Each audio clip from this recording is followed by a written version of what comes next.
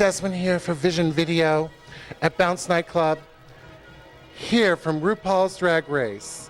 My new baby girl. We've been having a fabulous little chit chat back here. We have a kid, girl. We have a kid. Miss Thing, Miss Dida Ritz. How you doing?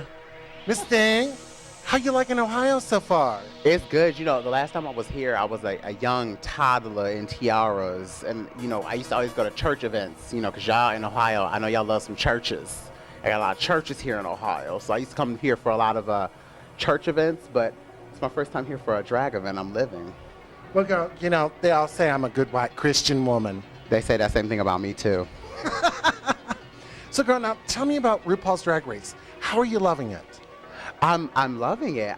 You know, the interesting thing about it is you live the experience, you go through it, you film it, and then you're so on pins and needles because you're like, what are they going to use?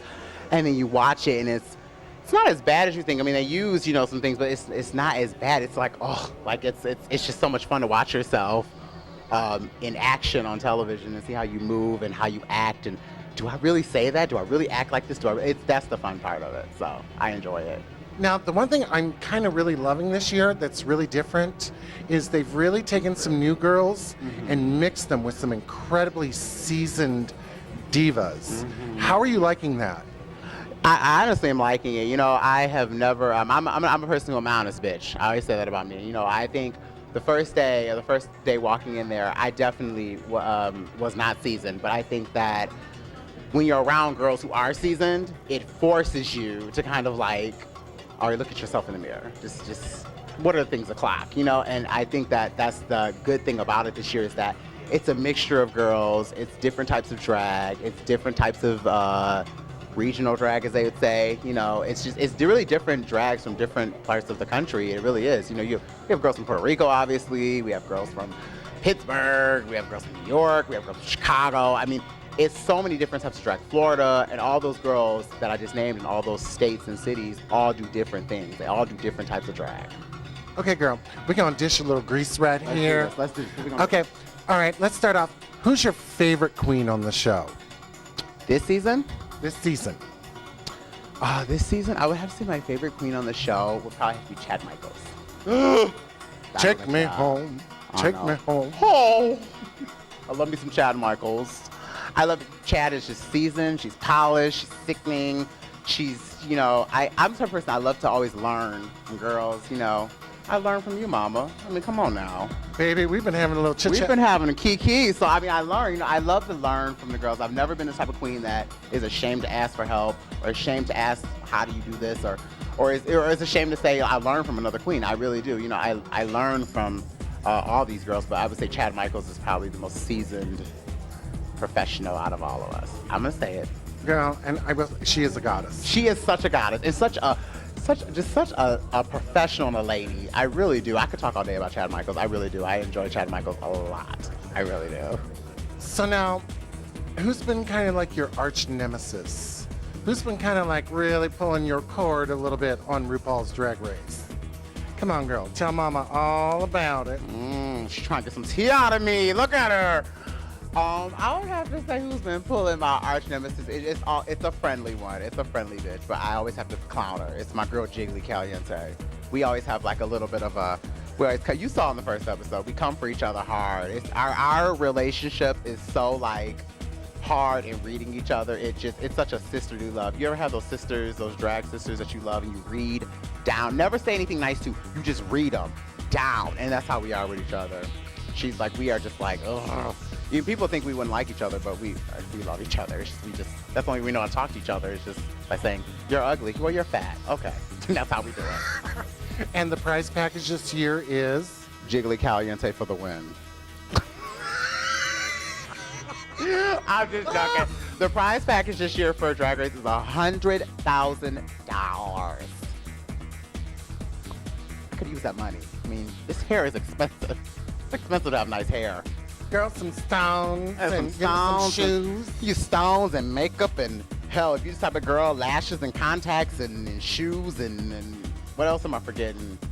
Glue and what else do you need to make a fierce drag? Girl, I'm looking at Fierce Drag right now. I'm so proud of you. Thank you, thank you. This thing, because you know, you and I, we were having our little chit chat, and we were talking about some fabulous major divas, you're in some wonderful company.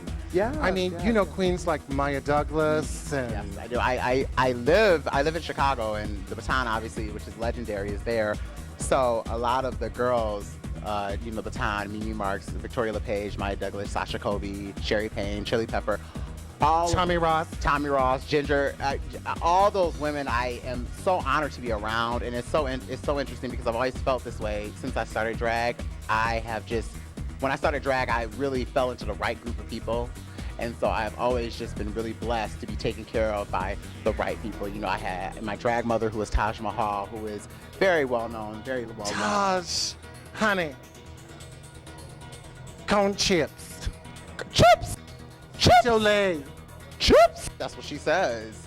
But no, that's the thing. It's like, I think when you're raised in such a seasoned group of girls, it's like, not necessarily the pressure, but it's like you don't want to disappoint these girls. So it's, Because, girl, they set the standard for they you. do, and that's it's the best thing you said is they set the standard. They do. They set the standard so hard for us that as the new generation of drag coming out, we have to live up to these girls, because these girls have fought so hard for us to be able to even just walk into a Walgreens and drag to get hairspray. You know what I mean? If you think about it, it's true. You know what, girl? And you know what? I got to give you high five, because you know what? There are a lot of queens that don't realize what their predecessors went through. You do.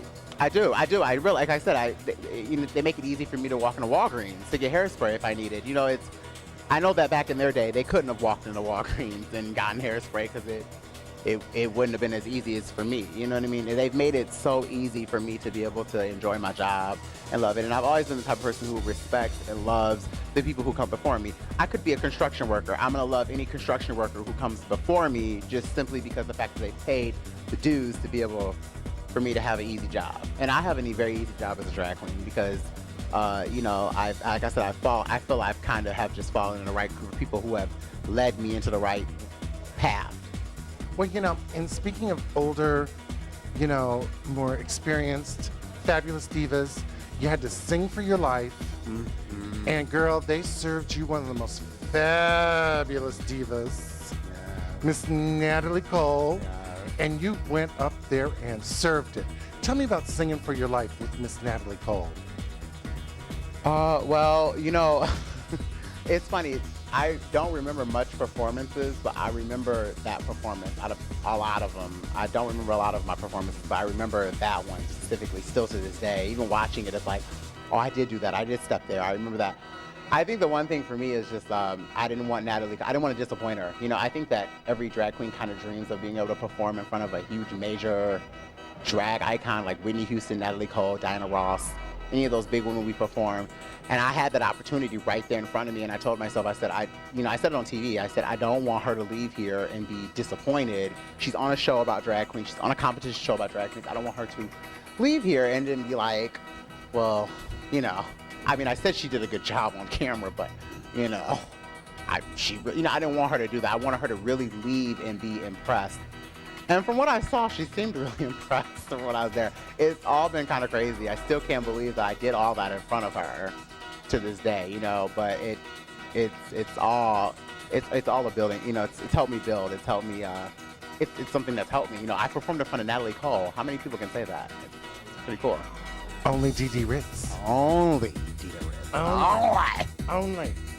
So, girl, what is your advice for anybody that wants to, compete for RuPaul's Drag Race Season 4? My advice would be, if you're scared about getting critiqued or getting read, you might as well throw it out the window, because no matter who you are, you're going to get read.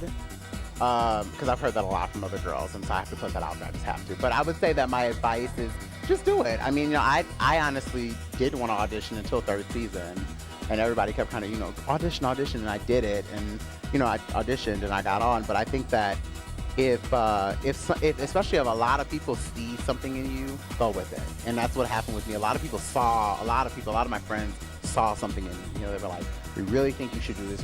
I'm not trying to start, crap with you, but I really think you should audition for this show, girl. Like, I think this show could do something for you.